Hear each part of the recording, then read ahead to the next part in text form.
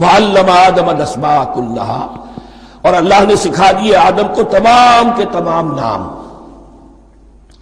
اب اس میں بھی ایک رائے تو یہ ہے، بلکہ اس میں تقریباً اجماع ہے مفسرین کا، کہ اس سے مراد ہے تمام اشیاء کے نام، اور تمام اشیاء کے نام سے مراد ہے ان کی حقیقت کا علم۔ ہیومن نالج جو ہے، اگر آپ اس کا تجزیہ کریں گے تو وہ یہی ہے کہ انسان ایک چیز کو پہچانتا ہے، پھر اس کے لیے ایک نام رکھتا ہے یا کوئی ٹرم اس کے لیے قائم کرتا ہے۔ اس نام یا ٹرم اور اس کے حوالے سے، اصطلاح کے حوالے سے بہت سے حقائق کو اپنے ذہن کے اندر محفوظ کرتا ہے۔ تو گویا کہ ان علمہ آدم الاسماء کلھا، تمام نام سکھا دیے کل مادی کائنات کے اندر جو کچھ وجود میں آنے والا تھا، ان سب کی حقیقت سے پوٹینشلی حضرت آدم کو آگاہ کر دیا۔ یہ پوٹینشل علم ہے، ہیومن نالج، جو ایکوائرڈ نالج ہے، جو انسان کو سم اور بسم اور اپنے اس دماغ کے کمپیوٹر کے ذریعے سے حاصل ہوتا ہے۔ ایک ہے ریویلڈ نالج جو اللہ وحی کے ذریعے سے بھیجتا ہے، ایک ہے ایکوائرڈ نالج، انسان خود علم حاصل کرتا ہے۔ اس نے آنکھوں سے دیکھا، کان سے سنا، نتیجہ نکالا، اور اس کمپیوٹر نے اس کو پروسیس کیا، اس نتیجے کو کہیں میموری کے اندر سٹور کر لیا۔ یہ کمپیوٹر ہے بہت بڑا۔ پھر کچھ اور دیکھا، کچھ اور سنا، کچھ چھو کر معلوم ہوا، کچھ چکھ کر معلوم ہوا، کچھ سونگھ کر معلوم ہوا، کوئی اور نتیجہ نکلا، اسے وہ پاس میموری کے ساتھ اس کو ٹیلی کیا اور نتیجہ نکالا۔ اس طرح رفتہ رفتہ ان السمع والبصر والفؤاد کل اولئک کان عنہ مسئولا، یہ ایکوائرڈ نالج تین چیزوں سے انسان کو حاصل ہو رہا ہے، سماعت، بصارت اور یہ عقل، جو فائدہ اخذ کرتی ہے، جو اس کو پروسیس کرتی ہے، اس تمام جو سینس ڈیٹا اس کو مہیا ہوتا ہے سینس آرگنز کے ذریعے سے۔ یہ علم ہے جو پوٹینشلی حضرت آدم کو دے دیا گیا۔ اس کی ایکسفولیشن ہو رہی ہے، اب درجہ بدرجہ وہ علم پھیل رہا ہے، بڑھ رہا ہے، اور بڑھتے بڑھتے کہاں تک پہنچے گا ہم کچھ نہیں کہہ سکتے۔ کہاں سے کہاں پہنچ گیا انسان۔ اس نصف صدی کے اندر علم انسانی میں جو ایکسپلوژن ہوا ہے، میں اور آپ اس کا تصور تک نہیں کر سکتے۔ اکثر بڑے بڑے جو سائنسدان ہیں انہیں تصور نہیں ہے، اس لیے کہ ایک شخص اپنی لائن فزکس کے بارے میں جانتا ہے کیا کچھ ہو گیا، یا فزکس کی بھی کسی شاخ کے بارے میں جانتا ہے، باقی دوسری جو لائن ہے اسے کچھ پتہ نہیں۔ اسپیشلائزیشن کا دور ہے، لہذا جو ایکسپلوژن کہا جائے، دھماکہ ہوا ہے علم کا، اس کا کوئی اندازہ نہیں ہے ہمارے پاس، اور کس تیزی کے ساتھ وہ چیز آگے بڑھ رہی ہے، کس تیزی کے ساتھ ایک چیز آج جو ایجاد ہوئی چند دنوں کے اندر اندر اس کے بعد اس کا نیا کوئی ورژن آ جاتا ہے اور یہ چیز جو ہے آبسولیٹ ہو جاتی ہے۔ کمیونیکیشن کے اندر جو انقلاب عظیم برپا ہوا ہے، تو آپ یہ سمجھیے کہ اقبال نے جو شعر کبھی کہا تھا کہ عروج آدم خاکی سے انجم سہنے جاتے ہیں، کہ یہ ٹوٹا ہوا تارا مہ کامل نہ بن جائے۔ اور یہ مہ کامل بنے گا کب؟ جب دجال کی شکل اختیار کرے گا۔ دجال کون ہوگا؟ جو ان تمام قواعد طبیعہ کے اوپر قابو پا لے گا، جب چاہے گا جہاں چاہے گا بارش برسائے گا، رزق کے تمام خزانے اپنے ہاتھ میں لے لے گا، جو اس کے اوپر ایمان لائے گا اسی کو ملے گا، کسی اور کو نہیں ملے گا، اس کی آواز پوری دنیا میں سنائی دے گی، وہ چند دنوں کے اندر پوری دنیا کا چکر لگا لے گا۔ یہ ساری چیزیں جو حدیث میں دجال کے بارے میں آئی ہیں، وہ اسی علم آدم، ایکوائرڈ نالج کے اس حد کو پہنچ جانا کہ وہ ٹوٹل مسٹریز نیچر کی جو ہے وہ اس پر منکشف ہو جائے، اور ان قواعد طبیعہ کو وہ ہارنس کر لے، قابو میں لے آئے اور انہیں استعمال کرے۔ کبھی جب ہمارے کسی بہت 200-300ویں کوئی پیڑھی میں کوئی ہمارے جد امجد ہوں گے جنہوں نے کوئی چٹان دیکھی کہ گری، پتھر پر پتھر ٹکرایا تو آگ، اس میں سے شعلہ نکلا، اس کا یہ مشاہدہ کافی ہو گیا آگ پیدا کرنے کے لیے۔ پتھروں کو ٹکراؤ، آگ پیدا کر لو۔ یہ اس دور کی سب سے بڑی ایجاد تھی، آگ، انرجی۔ اب وہ انرجی کہاں سے کہاں پہنچی، وہ آگ نے بھاپ کی شکل اختیار کی، پھر ہم نے بجلی ایجاد کی، اور کب کیا ہے ایٹمک انرجی ہے، اور نہ معلوم کیا کیا ہے، اللہ عالم۔ ان تمام چیزوں کا تعلق ہے خلافت ارضی کے ساتھ. لہذا فرشتوں کو جو بتایا گیا وہ یہ ہے کہ آدم کو علم بھی دیا جا رہا ہے، صرف اختیار ہی نہیں دیا جا رہا، علم دیا جا رہا ہے. وَعَلَّمَ آدَمَ الْأَسْمَاءَ كُلَّهَا ثُمَّ عَرَضَهُمْ عَلَى الْمَلَائِكَةِ، پھر ان تمام اشیاء کو پیش کیا فرشتوں کے سامنے. فَقَالَ أَنبِئُونِي بِأَسْمَاءِ هَؤُلَاءِ، اور فرمایا کہ مجھے بتاؤ ان چیزوں کے نام، ان کنتم صادقین، اگر تم سچے ہو. قالوا سبحانك لا علم لنا الا ما علمتنا، انہوں نے کہا پروردگار تو پاک ہے ہر نقص سے، ہر عیب سے، ہر ذوف سے، ہر احتیاج سے، مبرہ ہے، منزہ ہے، اعلیٰ ہے، عرفہ ہے. لا علم لنا الا ما علمتنا، ہمیں کوئی علم حاصل نہیں سوائے اس کے جو تو نے ہمیں سکھا دیا ہے. اس کی تعبیر یہی بہتر معلوم ہوتی ہے کہ ملائکہ کی حیثیت در حقیقت اس کائناتی جو حکومت ہے اللہ کی آفاقی حکومت، اس کے کارندوں کی ہے یا اس کے سول سرونٹس ہیں. تو ہر ایک کو صرف اس کے شعبے کے متعلق علم دیا گیا ہے، علم جامع نہیں ہے، تمام چیزوں کا علم. یہ معلوم کرنے کی استعداد ان کے پاس نہیں ہے. کوئی فرشتہ فرض کیجئے بارش کے اوپر مامور ہے، کوئی پہاڑوں پر مامور ہے، جس کا ذکر سیرت میں آتا ہے کہ جب طائف میں حضور پر پتھراؤ ہوا ہے تو اس کے بعد ایک فرشتہ حاضر ہوا ہے کہ میں ملک الجبال ہوں، اللہ نے مجھے پہاڑوں پر مامور کیا ہوا ہے. آپ اگر فرمائیں تو جن لوگوں نے آپ کو ستایا ہے، یہ جو طائف جن دو پہاڑوں کے درمیان یہ وادی ہے، ان کو آپس میں ٹکرا دو کہ یہ پس کر اور سرما بن جائے. آپ نے فرمایا نہیں، کیا عجب، اللہ تعالیٰ ان کی اگلی نسلوں کو ہدایت دے دے. تو فرشتے ہیں، کوئی پہاڑوں پر مامور ہے، کوئی کسی خدمت پر مامور ہے، ان کو علم دیا گیا ہے صرف انہی کی اپنی جو بھی فرائض منصبی ہیں ان کے شعبے سے متعلق، کل نہیں.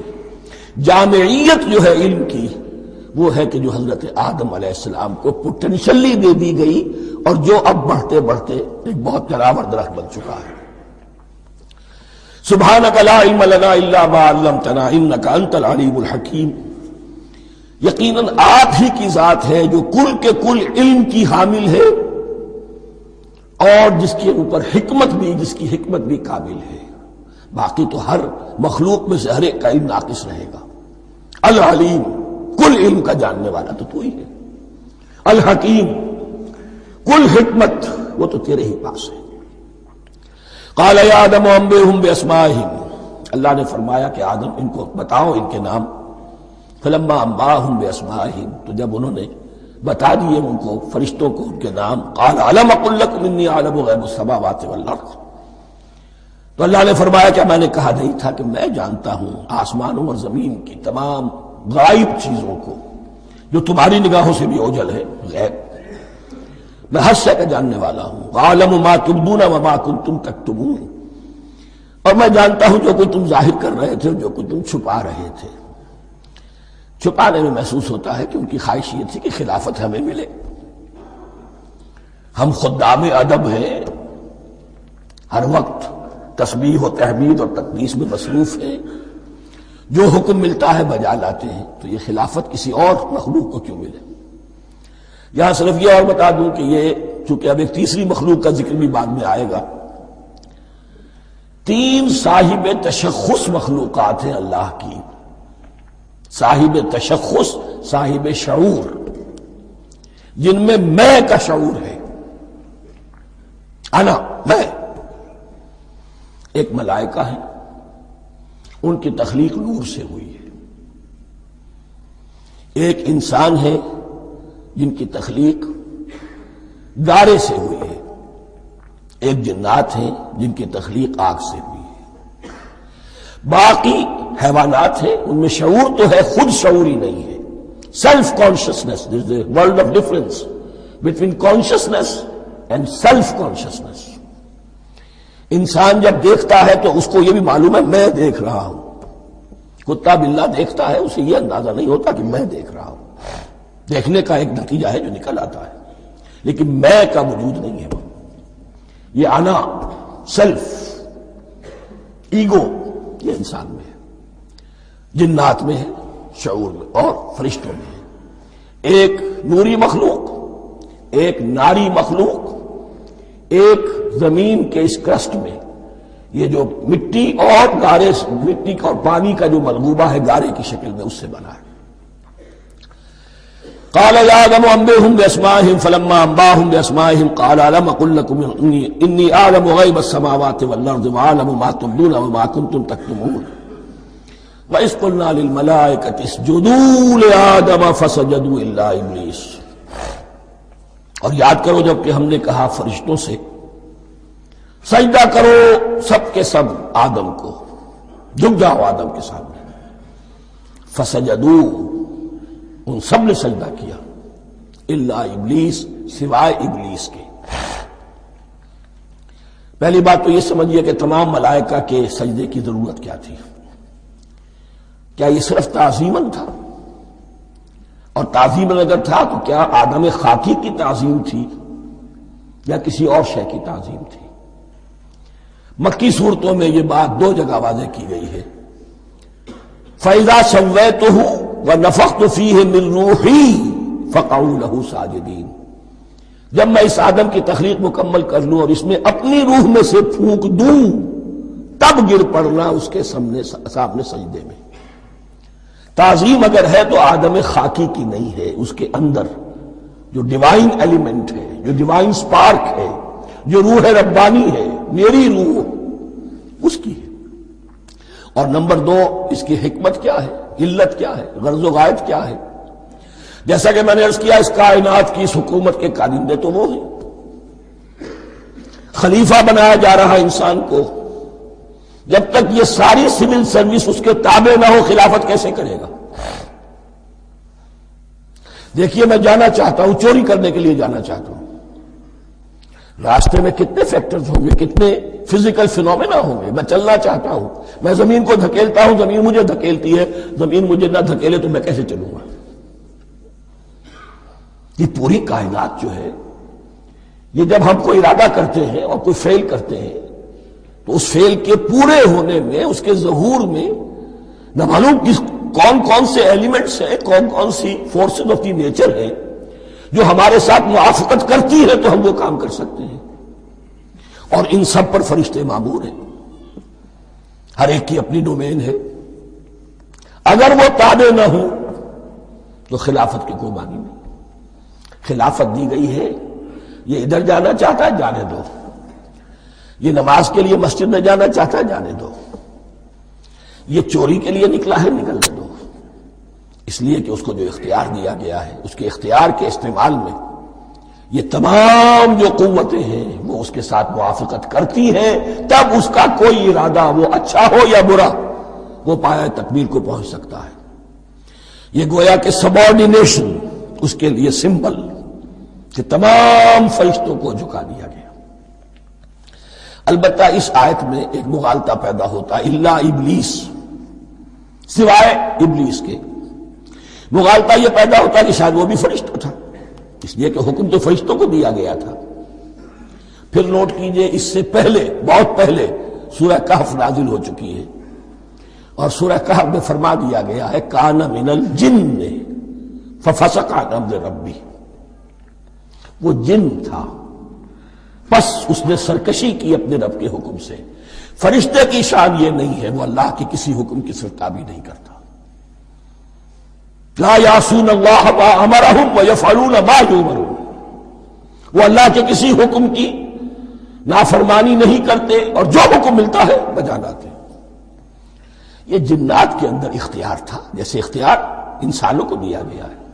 جنات میں نیک بھی ہیں، بد بھی ہیں، اعلیٰ بھی ہیں، ادنا بھی ہیں، جیسے انسانوں میں. لیکن یہ عزازیل جو جن تھا، علم اور عبادت دونوں کے اعتبار سے بہت بلند ہو گیا تھا، اور یہ فرشتوں کا یوں سمجھیے کہ ہم نشین، فرشتوں کے ساتھ اس طور سے شامل.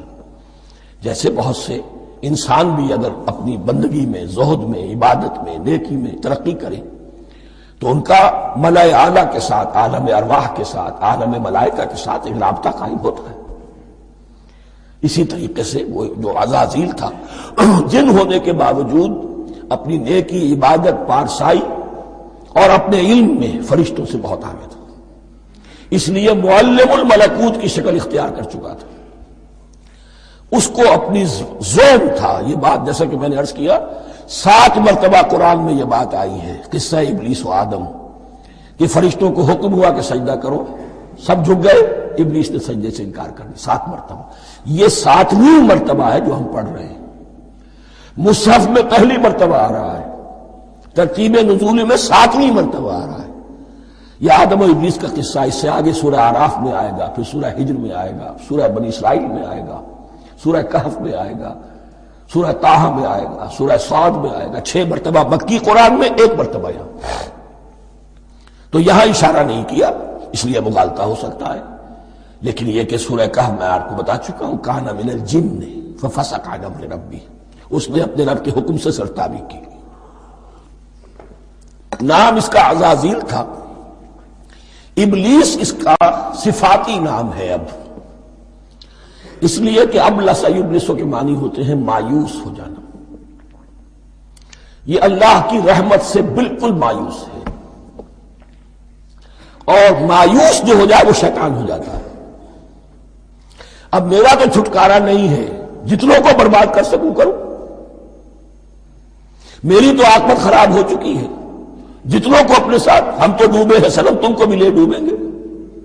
اب وہ شیطان اس معنی میں کہ انسان کی عداوت اس کی گھٹی میں پڑ گئی، اس نے اللہ سے پھر اجازت بھی لی کہ مجھے مہلت دے دے، یوم یبعثون، قیامت تک کے دن کے لیے، تو میں ثابت کر دوں گا کہ یہ آدم اس رتبے کا حقدار نہ تھا، مستحق نہ تھا جو اسے دیا گیا۔ انا خیر منہ، میں اس سے بہتر ہوں، خلقتنی من نار وخلقتہ من طین، تو نے مجھے آگ سے بنایا، اسے گارے سے بنایا۔ لیکن یہ تکبر ہے در حقیقت کہ جس نے اسے راندہ درگاہ حق کر دیا۔ وَإِذْ قُلْنَا لِلْمَلَائِكَةِ اسْجُدُوا لِآدَمَ فَسَجَدُوا إِلَّا إِبْلِيسَ أَبَىٰ وَاسْتَكْبَرَ، ابا اس نے انکار کیا، واستکبر اور تکبر کیا، استکبار کیا، وَكَانَ مِنَ الْكَافِرِينَ۔ کانا عربی زبان میں 2 طرح کا ہوتا ہے، تامہ، ناقصہ۔ ایک معنی یہ ہو سکتے ہیں کہ ہو گیا، اب اپنے اس استکبار اور انکار کی وجہ سے کانا من الکافرین، وہ کافروں میں سے ہو گیا۔ ایک کانا تامہ ہوتا تھا ہی کافروں میں سے، یعنی اس کے اندر سرکشی چھپی ہوئی تھی، اب ظاہر ہو گئی۔ یہ معاملہ ہوتا ہے، کسی شخص کی بدنیتی اس کے اوپر پردے پڑے رہتے ہیں نیکی کے، زہد کے، کسی خاص وقت میں آ کر وہ ننگا ہو جاتا ہے، اور جو اس کے اندر تھا اصل اس کی حقیقت وہ سامنے آ جاتی ہے، اس کا امکان ہے۔ تو دونوں معنی اس کے ہو سکتے ہیں۔ وَقُلْنَا يَا آدَمُ اسْكُنْ أَنْتَ وَزَوْجُكَ الْجَنَّةَ، اور ہم نے کہا کہ اے آدم رہو تم اور تمہاری بیوی جنت میں۔ اب یہ جنت کون سی ہے؟ اکثر حضرات کے نام کر کے نزدیک یہ جنت کہیں آسمان ہی میں تھی، آسمان ہی میں حضرت آدم کی تخلیق ہوئی۔ البتہ یہ سب مانتے ہیں کہ ایک وہ جنت الفردوس جو ہے جس میں جانے کے بعد پھر واپس نکلنے کا کوئی امکان نہیں، یہ وہ جنت نہیں ہے جس میں کہ آخرت میں لوگوں کو جا کر داخل ہونا ہے، اس میں داخل ہونے والے کے نکلنے کا کوئی امکان نہیں۔ ایک رائے یہ بھی ہے، میرا رجحان اس رائے کی طرف ہے، تخلیق آدم اسی زمین پر ہوئی ہے، وہ جن مراحل سے گزری ہے تخلیق وہ ایک علیحدہ مسئلہ ہے۔ بایولوجی اور وحی دونوں اس پر متفق ہیں کہ مٹی سے، کرسٹ آف دی ارتھ سے انسان بنا ہے، اس پر اتفاق ہے، قرآن کا بھی اور بایولوجی کا بھی، جدید علم الحیوانات کا بھی، علم الحیات کا۔ سٹیجز کیا ہیں اس میں اختلاف ہو سکتا ہے، اس کو چھوڑ دیجئے، وہ اس وقت کا بحث نہیں۔ یہی کسی اونچے مقام پر کوئی سرسبز و شاداب علاقہ تھا جہاں حضرت آدم کو رکھا گیا، کہ جہاں ہر طرح کے میوے تھے، ہر شے، لا تظمأ فیہا ولا تضحیٰ، نہ اس میں بھوک لگے گی، نہ دھوپ تمہیں ستائے گی، ہر طرح کی چیز تمہیں فراہم ہے۔ وہاں رکھے گئے ہیں صرف ایک ڈیمانسٹریشن کے لیے، کہ انہیں نظر آ جائے کہ شیطان میرا دشمن ہے، وہ مجھے ورغلائے گا، طرح طرح سے میرے اندر وسوسہ اندازی کرے گا، میرے اور میری اولاد کے، صرف ایک ڈیمانسٹریشن۔ اس کی مثال یوں سمجھیے کہ سلیکشن تو ہو گیا، سی ایس پی گریڈ میں کوئی شخص آ گیا ہے، لیکن اب وہ سول سروس اکیڈمی میں رکھا جا رہا ہے تو یہ کوئی اکیڈمی ہو سکتا ہے اسی زمین پر ہو، صرف بتانا یہ تھا کہ تمہیں معلوم ہو جائے کہ یہ شیطان تمہارا دشمن ہے۔ اس لیے کہ اس میں جو ایک لفظ حبوط کا آ رہا ہے، وہ حبوط صرف ایک ہی معنی میں نہیں ہوتا، دوسری معنی میں بھی ہے۔ واللہ عالم، یہ چیزیں پھر متشابہات میں رہیں گی، اس لیے ان کے بارے میں کوئی ایک رائے دوسری رائے، اس کے لیے ذہن سے عقل سے بات کر کے ایک یا دوسری رائے اختیار کر سکتے ہیں۔ وَقُلْنَا يَا آدَمُ اسْكُنْ أَنْتَ وَزَوْجُكَ الْجَنَّةَ، اور ہم نے کہا کہ رہو اے آدم تم بھی اور تمہاری بیوی بھی باغ میں، اس باغ میں، الجنہ اس باغ میں، گویا کہ اشارہ کیا جا رہا ہے۔ وَكُلَا مِنْهَا رَغَدًا حَيْثُ شِئْتُمْ، اور کھاؤ اس میں سے با فراغت جہاں سے چاہو، ہر طرح کا پھل ہے کھاؤ۔ وَلَا تَقْرَبَا هَٰذِهِ الشَّجَرَةَ، یہاں پہ اس درخت کا نام نہیں دیا گیا، اشارہ اس درخت کے قریب مت جانا۔ فَتَكُونَا مِنَ الظَّالِمِينَ، تو تم ظالموں میں سے ہو جاؤ گے، تم حد سے گزرنے والوں میں سے ہو جاؤ گے۔ اب اس کی بھی حکمت سمجھیے کہ چونکہ ڈیمانسٹریشن کرانی ہے کہ تمہیں کسی چیز سے، ہزار چیزیں مباح ہیں دنیا میں، چند چیزیں پینے کی حرام ہیں، اب تم اگر ان ہزار مباح چیزوں کو چھوڑ کر حرام چیز کو پیتے ہو تو یہ تمہارا اختیار ہوا، جبکہ اللہ تعالیٰ نے مباحات کا دائرہ بہت وسیع رکھا ہے۔ جس سے چاہو چند رشتے ہیں جو بیان کر دیے گئے، یہ حرام ہے، محرمات ہے، ابدیہ ہیں، ان سے تو شادی نہیں ہو سکتی، باقی کسی مسلمان عورت سے دنیا کے کسی کونے میں وہ شادی کر سکتے، کروڑوں کے آپشنز آپ کے لیے خالی کھلے ہیں، لیکن پھر بھی انسان شادی نہ کرے، زنا کرے، یہ گویا کہ اس کی اپنی خباثت نفس ہے۔ ایک نہیں، دو دو، تین تین، چار چار تک شادی کرو، اجازت ہے تمہیں۔ تو اس اعتبار سے مباحات، اب یہ پورا باغ تمہارے لیے مباح ہے، بس ایک درخت ہے، اس کے پاس نہ جانا، اور درخت کا نام لینے کی کوئی ضرورت نہیں، تو آزمائش تھی نا، صرف ایک آزمائش اور اس کی ڈیمانسٹریشن۔ فَأَزَلَّهُمَا الشَّيْطَانُ عَنْهَا، تو پھسلا دیا ان دونوں کو شیطان نے اس درخت کے بارے میں۔ اب وہ کس کس طریقے سے پھسلایا، یہ بھی جیسا کہ میں نے عرض کیا 6 مرتبہ چونکہ یہ قصہ آ چکا ہے، اس کی آپ کو سورہ طٰہٰ میں تفصیل ملے گی، کس کس طریقے سے پھسلایا اور اس بات کے لیے تیار کیا۔ فَأَخْرَجَهُمَا مِمَّا كَانَا فِيهِ، تو نکلوا دیا ان دونوں کو اس کیفیت میں سے جس میں کہ وہ تھے، وہ کیفیت کہ نہ کوئی مشقت ہے، نہ کوئی محنت ہے، اور انسان کو ہر طرح کا اچھے سے اچھا پھل مل رہا ہے، تمام ضروریات فراہم ہیں، اور خاص کوئی حلہ جنت ہے جس کا کہ لباس بھی عطا کیا گیا ہے۔ لیکن ان کیفیات سے اب نکال کر، اب جسے آپ کہیں گے بیٹر فیکٹس آف لائف، اچھا اب جاؤ، یہ ڈیمانسٹریشن کرنی تھی، ہو گئی۔ شیطان تمہارا دشمن ہے، تمہارا اور تمہاری نسل کا، شیطان لعین، اور وہ تمہیں پھسلائے گا جیسے آج پھسلایا ہے۔ تم آگاہ رہنا اس کی شرارتوں سے۔ ان الشیطان لکم عدو فاتخذوہ عدوا، یہ شیطان تمہارا دشمن ہے، اسے اپنا دشمن ہی سمجھو۔ لیکن یہ ہے کہ اگر کچھ لوگ اسے دوست بنا لیں، اس کے ایجنٹ بن جائیں، اس کے کارندے بن جائیں، یہ ان کا چوائس ہے جس کی سزا انہیں ملے گی۔ فَأَخْرَجَهُمَا مِمَّا كَانَا فِيهِ وَقُلْنَا اهْبِطُوا بَعْضُكُمْ لِبَعْضٍ عَدُوٌّ، اور ہم نے کہا اترو، تم سب ایک دوسرے کے دشمن ہوگے۔ اب یہ چونکہ جمع کا صیغہ آیا ہے، ایک دوسرے کے دشمن ہوگے، تو ایک دشمنی تو شیطان اور آدم اور ذریت آدم کی ہے، ایک اور دشمنی بھی ہے جو انسان میں مرد اور عورت کے مابین ہے۔ عورت بھی پھسلاتی ہے، غلط راستے پر ڈالتی ہے، مرد عورتوں کو گمراہ کرتے ہیں، عورتیں مردوں کو گمراہ کرتی ہیں۔ قرآن مجید میں کہا گیا یا ایھا الذین آمنوا ان من ازواجکم واولادکم عدوا لکم فاحذروہم، اہل ایمان چوکنے رہو، چوکس رہو، تمہاری بیویوں اور اولاد میں سے تمہارے دشمن ہیں، بچ کر رہو، کیپ الرٹ، کہیں ان کی محبت تمہیں راہ حق سے منحرف نہ کر دے۔ تم ایک اچھا کام کرنا چاہتے ہو، بیوی رکاوٹ بن گئی، بیوی کو اچھا کام کرنا چاہتی، شوہر رکاوٹ بن گیا، تو یہ محبت نہیں ہے، یہ عداوت ہے۔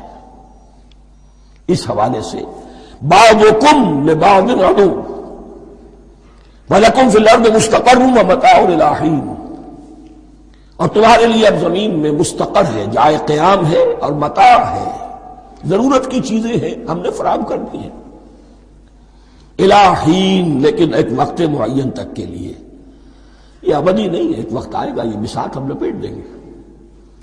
یوم نطوی السماء کطی السجل للکتب، جس دن کہ ہم تمام فضاؤں کو اور تمام خلاؤں کو، تمام آسمانوں کو اس طرح لپیٹ لیں گے جیسے کتابوں کا طوبار لپیٹ دیا جاتا ہے۔ ایک وقت آئے گا، یہ تخلیق الی اجل مسمى ہے، الی حین ہے۔ فتلقى آدم من ربہ کلمات فتاب علیہ، تو سیکھ لیے، حاصل کر لیے آدم نے اپنے رب سے کچھ کلمات، تو اللہ نے ان کی توبہ قبول کر لی۔ اب اس کی وضاحت سورہ اعراف میں ہے۔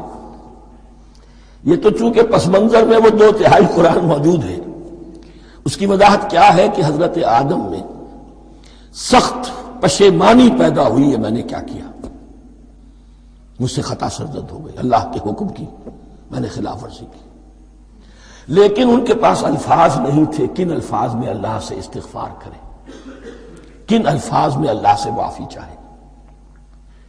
اللہ کی رحمت یہ ہوئی کہ اللہ نے الفاظ انہیں خود تلقین فرما دی۔ یہ اللہ کی شان رحیمی ہے۔ اصل شے جو ہے وہ انسان کے اندر گناہ پر ندامت کا پیدا ہو جانا ہے، یہ اصل توبہ ہے۔ علامہ اقبال نے جو بڑی اپنی آغاز عنفوان شباب میں جو اشعار کہے تھے، ان میں سے ایک شعر کو سن کر پھڑک اٹھے تھے اس وقت کے اساتذہ بھی۔ موتی سمجھ کے شان کریمی نے چن لیے، قطرے جو تھے میرے عرق انفعال کے، انفعال کہتے ہیں شرمندگی کو، شرمندگی سے میری پیشانی پر جو پسینے کے قطرے نمودار ہو گئے، میرے پروردگار کو وہ اتنے عزیز ہوئے، اس نے انہیں موتی کی طرح چن لیا۔ موتی سمجھ کے شان کریمی نے چن لیے، قطرے جو تھے میرے عرق انفعال کے۔ تو فتلقى آدم من ربہ کلمات، ان پر پچھتاوا ہوا، ندامت ہوئی، اللہ نے انہیں الفاظ، وہ الفاظ کیا تھے وہ سورہ اعراف میں ہیں، ربنا ظلمنا انفسنا وان لم تغفر لنا وترحمنا لنکونن من الخاسرین، اے اللہ ہم نے اپنی جانوں پر ظلم کیا ہے، اور اگر تو نے ہمیں بخش نہ دیا اور رحم نہ فرمایا تو ہم تو خسارہ والوں میں ہو جائیں گے، تباہ ہو جائیں گے، برباد ہو جائیں گے۔ یہی پر فوری تقابل موجود ہے۔ غلطی ابلیس سے بھی ہوئی، حکم سے سرتابی ہوئی، لیکن اس پر ندامت نہیں ہوئی، تکبر کی بنا پر اور اکڑ گیا، انا خیر منہ۔ غلطی آدم سے بھی ہوئی، نافرمانی ہوئی، لیکن اس پر پشیمان ہوئے اور توبہ کی۔ وہ شیطنت ہے، یہ آدمیت ہے، ورنہ کوئی انسان گناہ سے اور معصیت سے مبرہ نہیں ہے۔ حضور کی ایک حدیث ہے، کل بنی آدم کلکم خطاؤون، کل بنی آدم خطاؤون وخیر الخطائین التوابون، آدم کے تمام اولاد، تمام انسان خطا کار ہیں، ان خطا کاروں میں بہتر وہ ہیں، اچھے وہ ہیں جو توبہ کرتے ہیں۔ تو یہاں حضرت آدم سے غلطی ہوئی، انہوں نے توبہ کی، پشیمانی ہوئی، ندامت ہوئی، اس نے کی اور اس پر جم گیا، اصرار کیا۔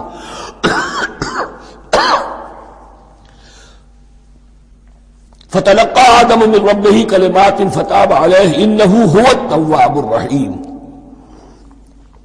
یقیناً وہی تو ہے بہت توبہ کو قبول فرمانے والا اور بہت رحم فرمانے والا۔ یہ نوٹ کیجئے گا، توبہ کا لفظ دونوں طرف سے آتا ہے، بندہ بھی تواب، وخیر الخطائین التوابون، تواب بندے بھی ہو گئے، تواب اللہ بھی ہے۔ اس کی اصل حقیقت کیا ہے؟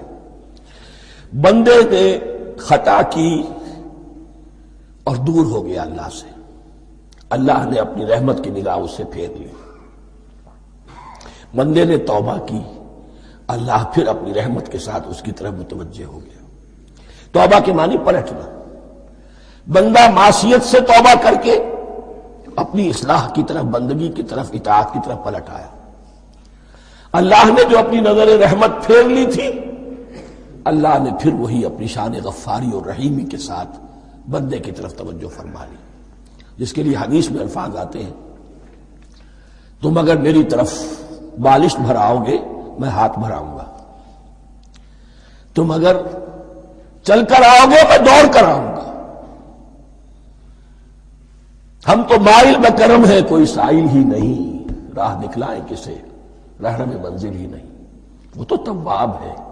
بس فرق یہ ہے کہ تابہ بندے کے لیے ہوگا تو الہ ہوگا، تابہ الہ، انی تم تو الیک، اور جب اللہ کی طرف سے ہوگا تابہ علیہ، وہ اعلیٰ ہوگا، اس پر توبہ کی، یعنی اللہ کی بلند شان ہے تو انسان توبہ کرتا ہے تو اس کی طرف توبہ کرتا ہے، اللہ کی شان کیا ہے، وہ توبہ کرتا ہے تو بندے پر اعلیٰ، فتاب علیہ انہ هو التواب الرحیم۔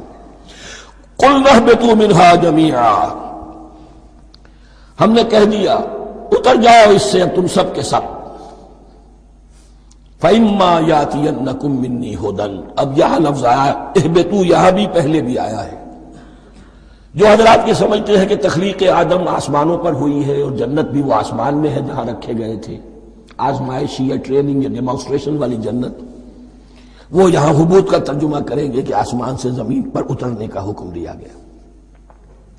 جو لوگ سمجھتے ہیں یہی کسی بلند مقام پر تھے، وہ کہتے ہیں کہ نیچے اترو، کسی بڑی اونچی سطح مرتفع پر اگر کوئی جگہ تھی تو اب نیچے اترو اور جاؤ، اب تمہیں زمین میں ہل چلانا پڑے گا اب روٹی حاصل کرنے کے لیے، یہ جو نعمتوں کے دسترخوان یہاں بچھے ہوئے تھے یہ اب تمہارے لیے نہیں ہے۔ اس کے لیے اس معنی میں اس لفظ کا استعمال جو ہے وہ آ جائے گا آگے چل کر اسی سورہ بقرہ کے اندر، کہ اس معنی میں بھی سورہ بقرہ کے 7ویں رکوع میں یہ لفظ استعمال ہوا ہے، تو امکان اس کا بھی ہے۔ بس اس سے آگے ادھر یا ادھر کی زیادہ بحث کرنے کا یہ موقع دورہ ترجمہ قرآن میں نہیں ہے۔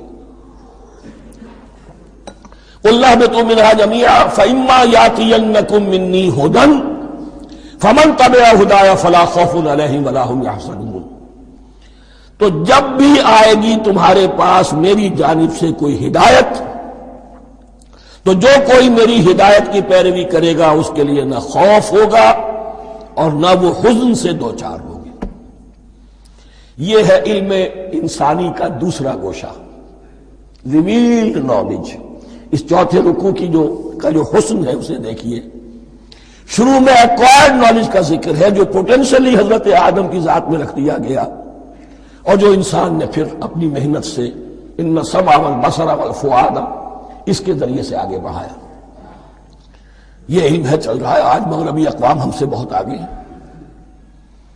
کبھی ایک زمانے میں مسلمان آگے نکل گئے تھے، لیکن ظاہر بات ہے کہ اس دنیا میں عروج تو انہی کو ہوگا جو ان چیزوں میں سب سے زیادہ جس کی آگہی حاصل ہوگی۔